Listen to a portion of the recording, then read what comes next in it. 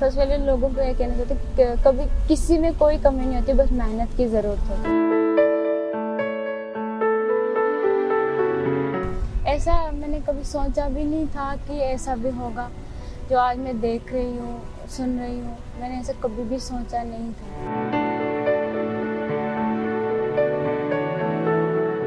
सबसे पहले मैं जब यहाँ से गई थी तो मेरी तबीयत फ्लाइट में ही ख़राब हुई थी। वहाँ पे मैं बीमार थी बहुत ज़्यादा।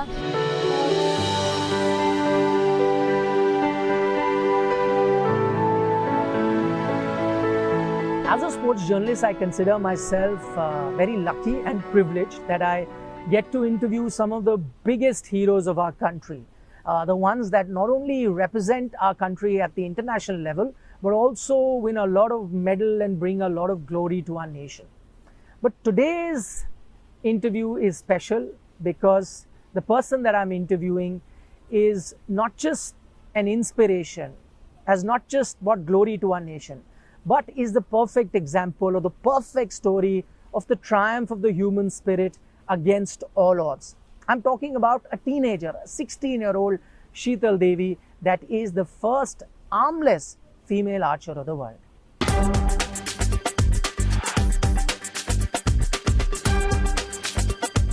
Gold in women's individual compound archery, gold in mixed team compound archery, and a silver in women's doubles compound archery. With 2 golds and a silver, 16-year-old Sheetal Devi was the star at the Asian Para Games held in Hangzhou in China. Using her legs to aim and shoot the arrow, the Indian archer, who was trailing, had made a dramatic comeback to secure the individual gold.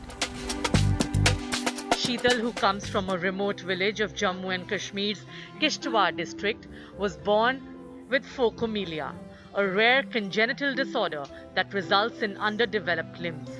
But she overcame the heavy odds to achieve sporting glory. The achievement was hailed across India. Prime Minister Narendra Modi took to social media and said that he is proud of Sheetal Devi's extraordinary gold medal in archery women's individual compound. Many personalities tweeted about the historic accomplishment of Sheetal Devi. Perhaps the best was from Anand Mahindra, who stated that after watching Sheetal performing at the highest level, despite all the challenges, he will never ever complain about petty problems in his own life. Former India cricketer VVS Lakshman said he watched Sheetal Devi's accomplishments on loop. The achievements of Sheetal Devi are not surprising. A fellow archer and a friend of Sheetal believes she's destined to win more medals. एक able और एक para लगा लो आप, मतलब मैं जितनी practice करता हूँ शीतल मेरे बराबर की प्रैक्टिस करती है, इतनी प्रैक्टिस करती है वो। अगर मैं मॉर्निंग 7:30 आ जाऊँगा ना, शीतल मेरे को फील्ड पे मिलती है हमेशा, एनी टाइम। और जब भी उसकी प्रैक्टिस करती है, वो जिस कॉन्फिडेंस से वो तीर मारती है, तो हमको तो ये बिलीव था कि चाइना जाएगी और कंफर्म मेडल आया हमारे। Sheetal's sister, who's also an archer, says Sheetal's hard work has finally paid off. अब वो सुबह 6 बजे उठती थी, फिर अभी फ्रेश होके नहाना धोना, फिर अभी ग्राउंड जाती थी 7 बजे ग्राउंड, फिर अपनी प्रैक्टिस वर्कआउट वगैरह फिर अपनी प्रैक्टिस करती थी। बस फोकस अपनी प्रैक्टिस पे करती थी। बहुत मेहनत की है उसने, तभी अभी तक आगे पहुंची है वो। The teenage archer's story is a testament to the power of the human spirit.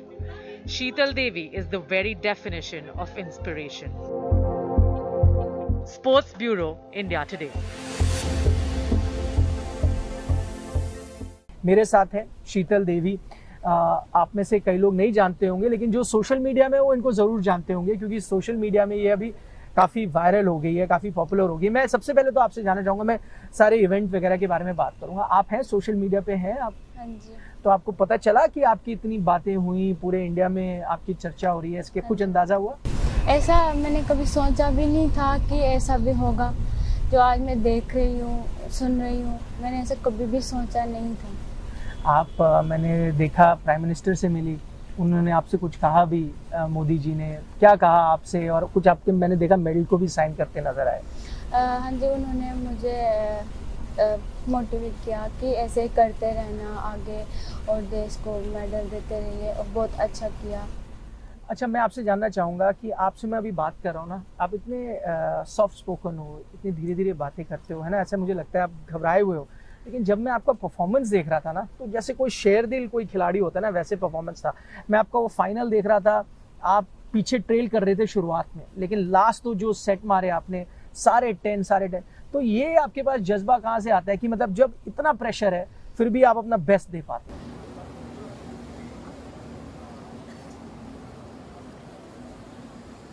Got to hand it to Tudor. She's really starting to move nicely in this match.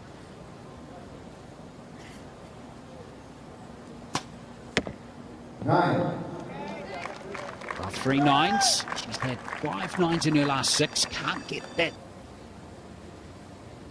Devi needs 2 10s more than ever now. She's got one. With one arrow left. Shatal Devi rather, with her last arrow of the contest.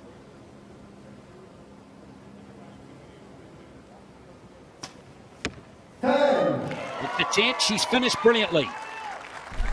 ये हमें coach ने सिखाया है कि कभी हारना नहीं चाहिए। जब तक आप फील्ड पे हो पूरा अपना फोकस सब अपनी शूटिंग पे देना चाहिए। तो जब हम कोच जब मेरे पीछे होता था तो फिर यही कहता था कि पहले हारना नहीं चाहिए, लास्ट तक पूरा फोकस रखना चाहिए वहीं पे। तो जब मैं वहाँ पे थी मुझे अपने कोच की बात याद आती थी कि मुझे कोच सर ने कैसे कैसे बताया था, मुझे वैसा ही करना है। तो जब मैंने जब मारा था तो फिर मेरे माइंड में चल रहा था कि पता नहीं अब क्या होगा कैसे होगा। तो फिर हमेशा कोच पीछे होते थे तो वो आते थे मेरे पास बोलने, बट इस बार कोच नहीं थे वहाँ पे। तो फिर मुझे अपने कोच सर की बातें याद आ रही थी कि उन्होंने मुझे ऐसे बोला था कि कभी ये मत सोचना मैं हार जाऊंगी, तो लास्ट तक अपना बेस्ट देना चाहिए। तो मुझे मैंने वही किया वहाँ पे। अच्छा, मैं ना अपने जो दर्शक देख रहे हैं उनको बताना चाहूँगा, ये सिर्फ ये जो भी एशिया पैरा चैंपियनशिप हुई है वहाँ पर ही इन्होंने ये परफॉर्मेंस नहीं दिया है। वर्ल्ड आर्चरी हुई थी ना, वहाँ पे भी मैंने आपका देखा था, आपको सिल्वर मिला था, वहाँ पर भी आप प्रेशर में थी, ठीक है आपको सिल्वर मिला, लेकिन फाइनल में लास्ट में आप 10 पे 10 मारे जा रही थी। तो उस वक्त मैंने सुना आपकी तबीयत भी खराब थी और आपको जब आप फ्लाइट ले रही थी तब भी आपकी तबीयत खराब थी। थोड़ा हमारे दर्शकों को बताएं, मैं इसलिए जानना चाहता हूँ ये कहानी ना, आप जो ये कहानी बताएंगे इससे बहुत लोग प्रेरित होंगे आगे जाके। सबसे पहले मैं जब यहाँ से गई थी तो मेरी तबीयत फ्लाइट में ही ख़राब हुई थी। वहाँ पे मैं बीमार थी बहुत ज़्यादा, मुझे हॉस्पिटल में एडमिट किया था, ड्रिप लगाई थी मुझे, तो बहुत ज़्यादा तबीयत ख़राब थी। फिर भी मैंने हिम्मत रख के मैंने खेला, तो मुझे अच्छा लगा। मुझे सर ने बताया था हिम्मत कभी हारनी नहीं चाहिए, तो मैंने हिम्मत रख के तो खेला। कैसे आपने आर्चरी की तरफ गई? क्योंकि मुझे ये सुनने में आया कि आप पेड़ पे चढ़ जाती थी बड़ी आसानी से, हैं, तो वहाँ से किसी को पता चला यार इसमें तो एथलेटिक एबिलिटी है। तो ये बचपन से ही बाकी बच्चों के साथ आप पेड़ पे चढ़ जाया करती थी? सबसे पहले हम जब घर पे होते थे बस हम स्कूल जाते थे दोस्तों के साथ आके खेलते वेलते थे। हम पहले लकड़ी का धनुष बनाते थे ऐसे खेलने के लिए, हमें नहीं पता था कि सच में धनुष होती है। फिर बाद में जब मैं बेंगलोर गई थी ट्रीटमेंट करने के लिए, वहाँ पे प्रीति मैम मिली, उन्होंने मुझे स्पोर्ट्स के बारे में बताया। स्ट्रेंथ मुझे पहले से ही थी अच्छी, मैं पैर से ही सब कुछ काम करती थी पहले से ही, और आज भी करती हूँ। क्या क्या कर लेते थे आप पहले पैर से? मतलब लिखना, मोबाइल पे स्क्रॉल करना, सब कुछ? हाँ जी, पढ़ना लिखना मोबाइल चलाना सब पैर से करती हूँ, खाना खाना। जो दर्शक इस वक्त देख रहे हैं शायद उन्हें ना पता हो, फर्स्ट फीमेल आर्चर हैं जो विदाउट हैंड्स जो आर्चरी कर लेती हैं। तो ये एक खासियत है इस तरह से। अगर आप देखें शीतल का परफॉर्मेंस, अगर आप इनके जो कंपेटिटर्स हैं जिनके साथ एक कम्पीट कर रहे थे, कई व्हीलचेयर्स में थे या अलग तरह के पैरा एथलीट्स थे, लेकिन उनके हाथ थे तो उसके साथ वो कर पाते थे। एक लेकिन मेन आर्चर थे आपसे बहुत पहले, शायद आप कुछ 5-6 साल की होंगी, मैट श्वार्ट्जमैन करके, अमेरिका के थे अगर मुझे याद आता है सही, उन्होंने ऐसा किया। तो कहीं ना कहीं आपने उनके कुछ वीडियो देखे, आपके कोच ने उसके बारे में कुछ बताया, क्या वहाँ से भी कुछ प्रेरणा मिली?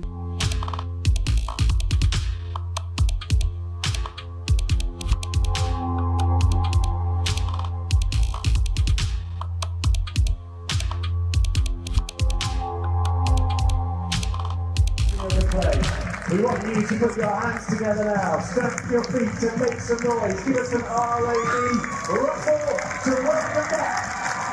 That sticks for the Björn Forsberg to the field play for the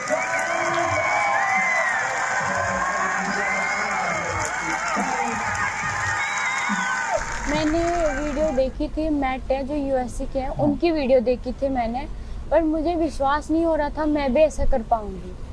तो जब मैं सर के पास आई थी, सर ने मुझे बोला कि तू कर पाएगी, उन्होंने मुझे विश्वास दिलाया तू कर पाएगी, तब जाके मैंने किया। तो आप शुरू में जब आपने स्टार्ट किया होगा, पहले कुछ जो 2, 4, 5 दिन है उसके बारे में कुछ बताएंगे, कितनी मुश्किलें आती थी, क्या क्या होता था? मतलब क्या आप धनुष पकड़ पाते थे, क्या पहली एरो जाती थी, कुछ उसके बारे में बताएं। सबसे पहले मैंने जो बो पकड़ा था मुझसे पकड़ा नहीं जा रहा था, तो फिर वो बहुत भारी होता था, उठा नहीं पा रही थी मैं। फिर सर ने मुझे थोड़ा हल्का करके दिया, तब जाके मैंने उठाया। सबसे पहले मेरे एरो नहीं बज रहे थे, तो मैं परेशान होती थी कि सबके एरो बजते हैं, मेरे नहीं बजते। मैं ऐसा सोच रही थी कि मैं नहीं कर पाऊंगी, जब एरो नहीं बजते तो मैं बहुत परेशान होती थी पहले। फिर उसके बाद आपका कैसे, फिर क्या 10 जाने लगे, 10 से 50 किए होंगे, और आज आप कितने एरोज करती हैं दिन में? दिन में से हम 300 एरो चलाते हैं। पहले मैं 50-60 एरो चलाती थी पहले। आनंद महिंद्रा जो महिंद्रा ग्रुप के हैं चेयरमैन, वो आपकी स्टोरी को लेकर इतना इंस्पायर हुए, उन्होंने कहा है कि भाई शीतल आप पिक करें, आपको महिंद्रा की कौन सी गाड़ी चाहिए, आपके मुताबिक कस्टमाइज करके वो तैयार करेंगे। आपको समय मिला उसके बारे में सोचने के लिए? हाँ जी, मैंने देखा। मैं उनको थैंक्स कहना चाहती हूँ कि इतना बड़ा मौका दिया उन्होंने मुझे, बहुत बहुत शुक्रिया उनका। तो आपने डिसाइड किया कौन सा मॉडल आप चलाएंगी? अभी नहीं। अच्छा, तो जो भी है आप एक अगर अपने घर में ना, जो आपका गांव है वहाँ पे एक जगह, गराज में जगह तो अभी आप बनानी तैयार कर दें, जब भी आएगी वो आप चलाएंगे। अच्छा, मैं जानना चाहता हूँ आपकी फैमिली के बारे में कुछ बताएं। आपकी बहन जो थी, आप शायद बड़ी हैं, वो छोटी हैं, उनका क्या आपको हेल्प रहती है, और जहाँ से आपने शुरुआत की अब जाकर वो कितना प्राउड फील करते हैं आपको देखकर? हम कटरा में रहते हैं अभी, तो मेरी मम्मा साथ में होती है, मेरी बहन साथ में होती है, छोटी बहन। और जहाँ भी कुछ जहाँ पे कैंप में जाते हैं, मेरी बहन मेरे साथ होती है। और अब मैं गई थी खेलने चाइना, वहाँ पे एक लड़की मेरे साथ थी, रोमिका दीदी मेरे साथ थी। मेरी बहन छोटी थी, वो नहीं आ पाई, तो वो साथ में थी, तो बहुत हेल्प की उन्होंने मुझे। कटरा जब गए, अपने घर से दूर गए, अब तो आपकी बहन है, आपकी मदर है, एक टाइम शायद शुरुआत में आप अकेले थे, उसके बारे में बताएंगे कैसा था घर से थोड़ा दूर रहना, ट्रेनिंग करना इस चीज़ के लिए? घबराए हुए थे? पहले मैं सोच रही थी कि घर चले जाऊँ, यहाँ पे नहीं रहूँ, छोड़ दूँ। तो मैं ऐसा लग रहा था मैं नहीं कर पाऊंगी तो क्या करूँ यहाँ पे।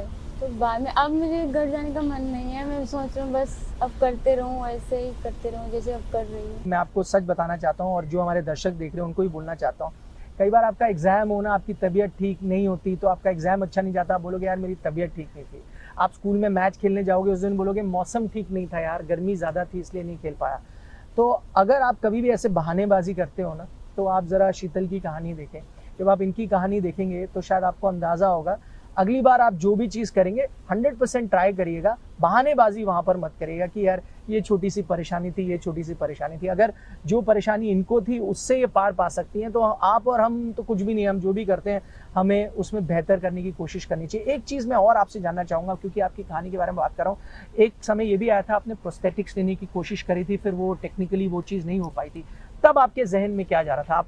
आप उदास हुए थे, आप थोड़े डाउन हुए थे? मैंने लगवाई थी बाजू, और मुझे लगा था उनसे कुछ काम होगा, तो बट उनसे कुछ काम नहीं हुआ, और वो भारी थी। जब मैंने लगाया था तो मुझे अच्छा लगा था वो, तो बाद में वो भारी, जब लगाने लगी तो भारी लग रही थी, तो फिर मैंने नहीं लगवाई। तब आपको कुछ ऐसा हुआ, उदास हुए कि यार ये एक ऑप्शन था, ये नहीं हुआ, या आपने उसको देखा कि नहीं कोई बात नहीं, ये चीज़ नहीं हो रही, मैं जैसी हूँ मैं उसमें और बेहतर होंगी, ये सब चीज़ें तो अलग? हाँ, ये मैंने सोचा था, अगर इनसे कुछ नहीं होगा तो आगे कुछ अच्छा करूं। अच्छा, कुछ नहीं, आपने बहुत कुछ अच्छा किया। आखिरी में जानना चाहूँगा, आप टीचर बनना चाहते हैं, वो अभी भी ड्रीम है? देखिए, एथलीट का करियर तो छोटा होता है, आप कई साल करेंगी, मैं उम्मीद करता हूँ कई साल करें, ढेर सारे मेडल भी जीते, लेकिन टीचर बनने का वो सपना रहेगा आगे जाके? अब वो ड्रीम नहीं। अब नहीं, अब क्या है आपका ड्रीम? अब मुझे अपने देश को काफ़ी सारे मेडल देने हैं। वाह।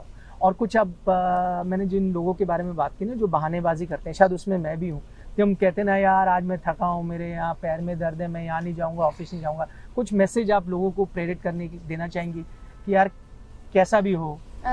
उनको मैं ये मैसेज देना चाहती हूँ कि कभी हिम्मत हारनी नहीं चाहिए, कुछ भी हो जाए हिम्मत अपनी हारनी नहीं चाहिए, विश्वास रखना चाहिए अपने आप पे, बस वो करके दिखाना है।